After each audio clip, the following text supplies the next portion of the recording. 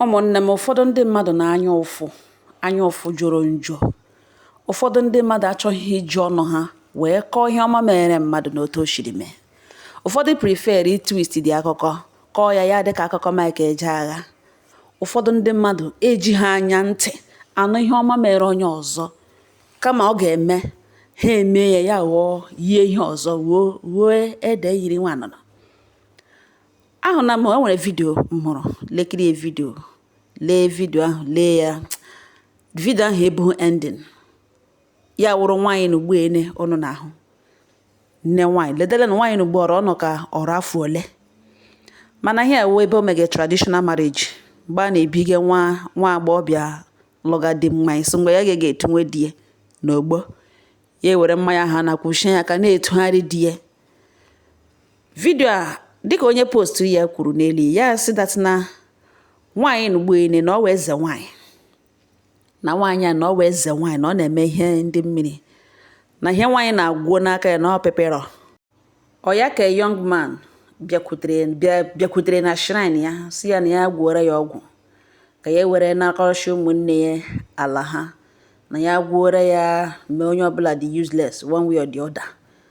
This woman elewe gwuore ya wụ ọgwụ ma gwa ya na ọgwụ ahụ ga-abịa with one condition, that na ọ bụrụ na ya ga-abata n'ime ndụ ya na ọ gaghị succeed, na ndụ ọ batala abata na arụsị ya echuzuole ya to be her husband, na ọ bụrụ na ọ lụọ ya na ihe a niile ọ chọrọ, ihe niile ọ chọga na ọ ga-enwetacha, na ọ ga-erute ya ka na enwe ụdịka ala ọ na-aga enwe ụdịka ego ọ na-agaghị enwe. The young man ụnụ amara na nwere onye ma o ji anya ma o ji ha anya ihe somebody post this short video kọga.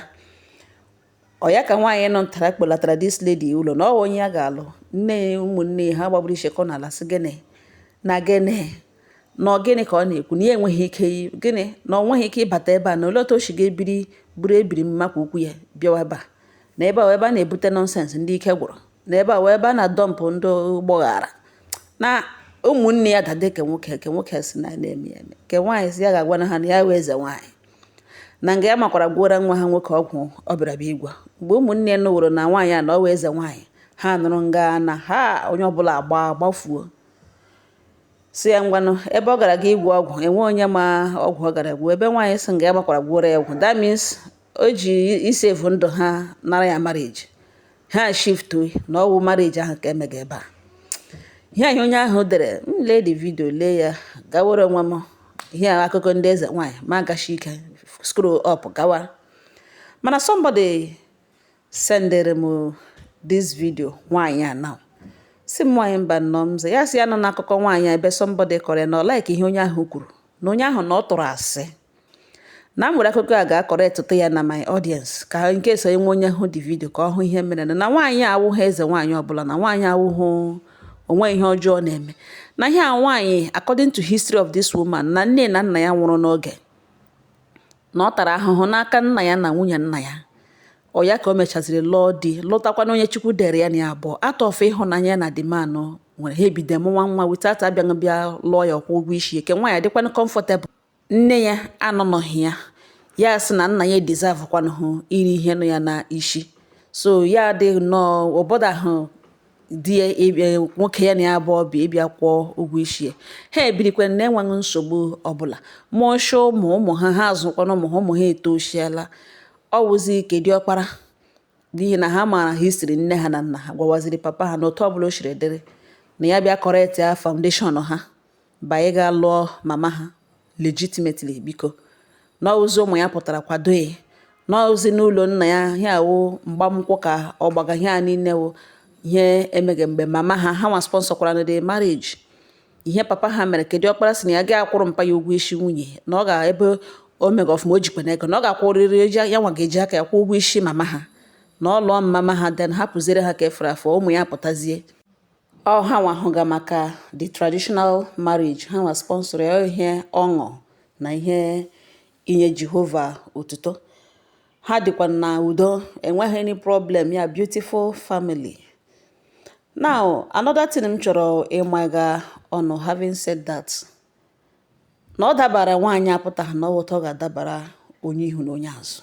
chọrọ ime ihe a na nwaanyị a mere. Yes, ọwụghị nwoke niile ga-alọta nwaanyị from such background ya kpaa ya agwa ọma. Ụfọdụ ụmụ nwoke ga-eji opportunity ahụ kpaa nwaanyị ahụ agwa ọjọọ, mejụsa ya oyi, mee ya nọrọ n'akwa akwa, even mee ya self marriage nwa ya nwa ga-eji okwu ya gbalaga. Mana nwoke a ghọtara na ihe nọọ nwunye somebody nyere ya peace of mind. Ha abụọ ebiri n'udo, mụọcha ụmụaka, ọlụkwughị ya nwaanyị, enweghị akụkọ mmiri akụkọ na-eso akụkọ, ha atụkọ aka ọnụ zụọcha ụmụ ha na-eme ọfụma na relax ya. Mana diọkpara ya si no na ọ ga-akọretrịrị ha foundation ha, ha akwado papa ha, gwa mma ha na ya hapụga na ka eruo n'ụlọ ha na otu ọbụla ochide na anya ga-ele. Ọ wụ ya wụ ihe mama ha wụ bride lụga di. Ụfọdụ abịa capture the video mgbe ebe o bu mmanya na-aga, mana ekweghị eji the main man o bugagara the mmanya, because the video ebe m hụrụ ya ejighị ebe o bu ya bịa, ha dị otu kọtọọ ya, kọtapụka ọzọ na ọnụ, kọrọ akụkọ eze nwaanyị gawa. Mana the truth of the matter wụ na nwaanyị ọlụọla di ya na di ya ebiele, ha amụcha ụmụ, foundation ya ka ọ chọrọ ịkọrekt. Biko ọzọ dị ka ibe ya m chọrọ iti ọnụ wụ na ọ dabara nwaanyị apụta na ọtọ ga-adabara onye ọbụla chọrọ ime ụdịrị ihe a nwaanyị a mere. Yes, nwoke a wee ezigbo mmadụ were nwaanyị a mere nwunye, ọ lụkwughị ya nwaanyị, ọ chụlighị ume na obi elu. Ụmụaka ya na ya abụọ mụrụ, ha tọkọrọ aka zụọ ụmụaka ahụ, ụmụ ha eto n'isi ihu ha, enweghị onye bere akwa akwa. E nwere nwoke ọ ga-awụrụ nwaanyị agaghị adị happy knowing fully well na oshi na family shake family ebe na-enweghị ihe ejiri akporo ha agbadezi ụkwụ nga mee ya ihe ọjọọ, mee tinye n'akwa, mee ya ọ gaghị aghọtazi. Mgbe ụfọdụ sef ya wụrụ ya nwa ka nwaanyị ga-eburu ngwongwo esi ya na-alụshi, mana nwoke emeghụ ya. So before nwa agbọghọ ọbụla eche echiche ịgakwuru nwoke, ha ebido mụnwa nwa na-emecha ekwuo ya ghọta ya dokwe ya anya ma nwa ahụ ọnụnụ ọ na-aga ịmụrụ dị mma na ụmụaka ahụ ọ na-aga ịmụrụ dị mma na ihe mee otu o siri mee tomorrow, ọ ga-azụlikwe ha, ọ ga-akatakwa maka ha. Then gịnị wụ akụkọ, kedu ihe future ya hodoro? N'ihi na mmadụ awụghị otu. Ụfọdụ sị mmadụ wụ otu, mmadụ awụghị otu. Ọ wụ otu uche ikere, mana mmadụ awụghị otu. Otu ihu anyị dị n'iche n'iche, otu a ka ihe mmadụ onye ọbụla dị n'iche n'iche. Ihe onye ga-emeli wụ ihe onye ga-emeli, ihe onye a ga-emeli nwere ike wụrụ ihe onye ọzọ na-aga emeli. Yes, ọ ihe eji nwee ndị ọma nwee ndị ọjọọ. Mmadụ awụghị otu, mana otu uche ikere. Now ụfọdụ ga-asị enwekwara ihe nọ there ka agawa na ha na-ewere papa ha iwe. Ụtọ ọsọkwara nshi were your father iwe. Biko hapụ ya ka ọ nabata ndị bịara ịlụ. Lay a good foundation for your children. Ka ụmụaka gị amụọ ha n'ime marriage, ọ dị very very important. Ka ebe ndị ka edingo ndị ke nwoke duru ke nwoke si ese nwa aka ebe na edugere ya ga-alụta nwaanyị, n'ihi na ụfọdụ ụmụ nwaanyị na-agbakwuru nwoke na ụdị ebido mụcha ụmụ, enweta echi mee ha laruo ebe ndị di ha, a na-akwestion so onye kwene gara ga-eduga aga alụta, n'ihi na ọ na-eduru ha ga alụ ọṅụ mee omenala ekwesịrị ime. Gị onwe gị aha agaghị abanyekwa na regista ebe ndị alụrụ ṅụ. So ihe niile ahụ ewe wụrụ ihe arachatara n'agụgụ ọkụ gaga na agụgụ ọnụ, na ọ dabara onye a apụtara na ọwụtọ ga-adabara onye ihu na onye azụ. So ọ ihe m sị ma bịa gbotowa na mgbe ụfọdụ ahụkwanụ ụmụ akụkọ na soshal midia si leru tụcha anya, n'ihi na ụfọdụ ndị mmadụ na-etwist akụkọ too much. Ha akọọ ya ka ọ dị entertaining, ka ọ akọọ ya ka abịa gbawa n'aka, ọ ka akọọ ya ka create tension. Eziokwu agaghị ala. Tọsọkwara okwu ashishi trend ya, eziokwu ga-apụtarịrị. Ya ihe somebody sendere m so ka m bịa matụrụ ya ọnụ in case enwe ndị hụrụ akụkọ a ka ọ flyga a na-akọ akụkọ eze nwaanyị asịkwa eze nwaanyị asịghọ. Ụmụnne m ọṅụ ha na m n'ọnụ. Udo dịrị unu.